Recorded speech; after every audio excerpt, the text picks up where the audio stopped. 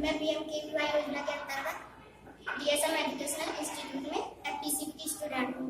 आज मैं आपको मदरबोर्ड में रैम को स्टोर करना बताऊंगी। ये हमारा मदरबोर्ड है और ये रैम के 2 स्लॉट हैं जहाँ पर हम रैम को इंस्टॉल करते हैं और ये हमारी रैम है। रैम 3 प्रकार की होती है, DDR1, DDR2 एंड DDR3। ये DDR2 है, इसमें 240 पिन है। हम इसे रैम को स्टोर करते समय रैम के कट को और स्लॉट के कट को मैच करते हैं, लेकिन इससे पहले हम लॉक को अनलॉक कर लेंगे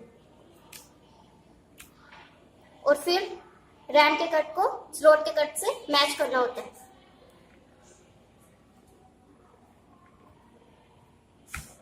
और फिर हल्का सा पुश करना होता है। ये अपने आप ही लॉक जो है अपने आप ही लॉक हो जाते हैं। और अगर हमें कंप्यूटर की स्पीड बढ़ानी होती है तो हम दूसरी रैम दूसरे स्लॉट में लगा सकते हैं। रैम को रैंडम एक्सेस मेमोरी कहते हैं, जो कि डिस्प्ले को शो करती है।